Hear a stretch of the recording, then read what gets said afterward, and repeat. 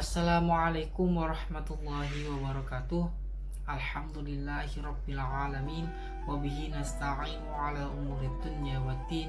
Wassalatu wassalamu ala asrofil anbiya'i wal mursalin sayyidina Muhammadin wa ala alihi wa sahbihi ajma'in, amma ba'du. Terima kasih saya ucapkan kepada teman-teman yang sudah mengklik video ini. Pertanda teman-teman siap menerima materi yang akan disajikan oleh kelompok 10 hadis tarbawi yang kali ini akan membahas mengenai usia dan tugas belajar mengajar, di mana pemateri itu terdiri dari saya, Haidar Zulfikar, Niken Nur Asia Zahroh, dan Rani Rahmawati. Untuk itu, marilah kita buka presentasi pada hari ini dengan membaca basmalah. Bismillahirrahmanirrahim. Usia dan tugas belajar mengajar. Usia belajar dan hukuman. Usia belajar adalah usia sekolah atau usia anak kritis sehingga ia diterima masuk sekolah secara formal. Dalam hadis ada anjuran perintah anak melaksanakan sholat ketika berusia 7 tahun. Karena pada usia inilah anak sudah mampu menerima perintah atau sudah paham menerima perintah tersebut dengan istilah mumayyiz. Rasulullah Shallallahu Alaihi Wasallam bersabda, "An Amr bin Shu'aib an abihi an jaddihi qala Rasulullah Shallallahu Alaihi Wasallam mara auladakum bis salati wa hum abna'u sab'i sinina wadribuhum 'alaiha wa hum abna'u 'asri wa farriquhum bainahum fil madaji'i." Yang artinya dari Amr bin Shu'aib dari ayahnya dari kakeknya berkata, Rasulullah Shallallahu Alaihi Wasallam bersabda, perintahkan anak-anakmu melaksanakan sholat sedang mereka masih berusia 7 tahun dan pukullah mereka ketika tinggal sholat sedang mereka berusia 10 tahun dan pisahkan mereka di tempat tidurnya. Hadis riwayat Abu Dawud. Hadis tersebut menjelaskan bahwa bagaimana mendidik agama pada anak-anak. Pendidikan agama diberikan kepada anak-anak sejak kecil, sehingga nanti pada usia dewasa, perintah-perintah agama dapat dilakukan secara mudah dan ringan. Di antara perintah agama yang disebutkan dalam hadis tersebut ada 3. Yang pertama, perintah sholat. Orang tua sebagai penanggung jawab pendidikan anak-anaknya diperintahkan Rasulullah Shallallahu Alaihi Wasallam agar perintah pada mereka melaksanakan sholat. Bagaimana sabda Rasulullah Shallallahu Alaihi Wasallam, muru auladakum bis sholati wa hum abna'a sab'i sinina. Perintahkan anak-anakmu melaksanakan sholat sedang mereka berusia 7 tahun.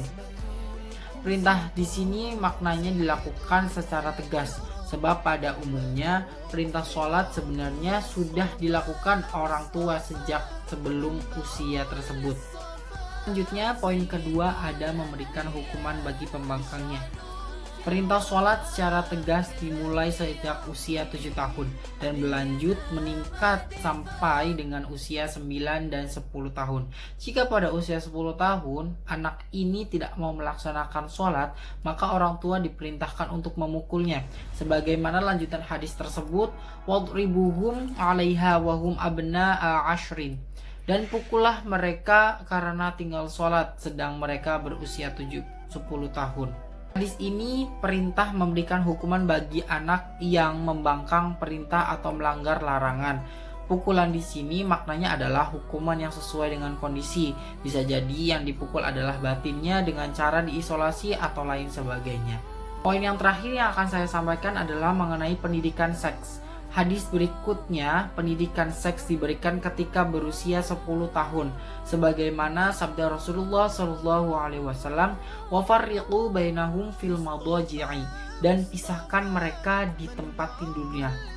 Perintah memisahkan tempat tidur antara mereka dimaksudkan menghindari fitnah seks di tempat tidur, karena usia 10 tahun ini usia menjelang baligh atau menjelang usia remaja. Perkembangan seksnya mengalami perkembangan sebagaimana perkembangan jasmani, rohani, dan nafsaninya. Syekh Al-Manawi berkata bahwa pemisah tempat tidur antara mereka untuk menghindari gejolak syahwat seksual. Mungkin itu saya dapat sampaikan. Selanjutnya ada pemateri kedua, Niken Nur Asia Zahroh, dipersilahkan. Baik, saya di sini akan melanjutkan materi selanjutnya. tugas dan model belajar yang terdapat di dalam hadis, yang artinya yaitu dari Abi Qilabah berkata, memberitakan kepada kami Malik bin Al-Huwairis radhiyallahu an berkata, kami datang kepada Rasulullah Shallallahu Alaihi Wasallam. Kami beberapa pemuda yang sebaya usia dan tinggal bersama beliau selama 20 hari. Beliau adalah seorang yang penyayang dan pengasih. Ketika beliau mengira bahwa kami telah menginginkan bertemu dengan keluarga atau merindukannya, beliau bertanya tentang keluarga yang kami tinggalkan. Dan setelah kami beritahu tentang hal itu, beliau bersabda, pulanglah kamu kepada keluargamu, tinggallah bersama mereka, dan ajarilah mereka sholat, serta perintahkanlah mereka untuk taat. Dan beliau menyebutkan beberapa hal yang aku hafal atau yang aku tidak hafal. Sholatlah sebagaimana engkau melihat aku sholat. Apabila datang waktu sholat, hendakilah azan salah satu di antara kamu, dan hendakilah menjadi imam yang tertua di antara kamu. Riwayat hadis Bukhari. Menjelaskan bagaimana kesungguhan para sahabat dalam mencari ilmu dan belajar ilmu dari Rasulullah Shallallahu Alaihi Wasallam. Sekalipun mereka datang dari tempat yang jauh, tidak menghalangi belajar.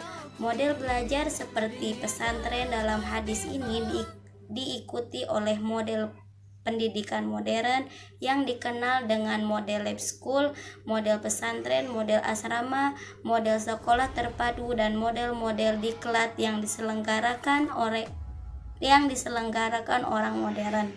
Model pendidikan inilah yang dinilai lebih berhasil karena semua ranah pendidikan dapat dilaksanakan dengan baik, yaitu kognitif, efektif, dan fisikomotorik.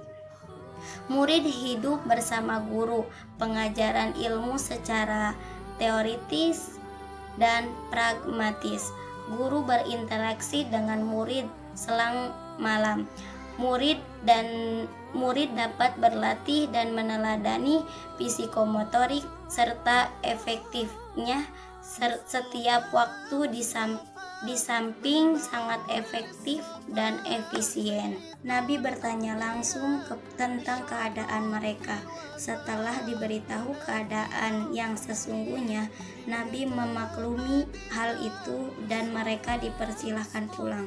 Begitulah di antara akhlak beliau Rasulullah SAW dengan para sahabat yang akrab dan simpati, banyak bertanya tentang keadaan dan keadaan keluarga. Begitu kedekatan hubungan antara guru dan murid atau antara pimpinan dan yang dipimpin yang penuh kasih sayang dan kekeluargaan. Ada beberapa hal yang dipesankan Rasulullah SAW kepada para sahabatnya yang telah belajar dengan beliau. Di antaranya yaitu 1. Pulang kembali ke daerah dan mengajar, seperti yang di dalam hadis yang artinya pulanglah kamu kepada keluargamu, tinggallah bersama mereka dan ajarkanlah kepada mereka sholat serta perintahkan mereka untuk taat. Pulang ke daerah asal adalah merupakan salah satu alternatif dan solusi bagi mereka yang sudah merindukan keluarga. Beliau mempersilahkan para sahabat yang telah menyelesaikan belajar beliau ke daerah asal mereka. Kemudian, kalau sudah pulang ke daerah asal, karena mereka sebagai delegasi, maka tidak boleh diam. Hendaknya mereka tinggal bersama keluarga dan masyarakat. Kemudian ajarkan ilmu-ilmu yang telah diperoleh dari Nabi Muhammad SAW. Yang kedua yaitu sholat yang benar, seperti yang di dalam hadis. salatlah sebagaimana engkau melihat aku sholat. Sholat harus dilaksanakan dengan benar sebagaimana yang diajarkan beliau, yakni dilaksanakan secara sempurna dengan memerhatikan syarat dan rukun dan adab-adabnya. Ini salah satu metode pembelajaran salat yang dilakukan oleh Nabi Shallallahu Alaihi Wasallam, yaitu metode demonstrasi, di mana beliau mendemonstrasikan pelaksanaan sholat di hadapan para sahabat, atau para sahabat melihat, memerhatikan dan meniru cara Nabi Shallallahu Alaihi Wasallam setiap waktu di masjid.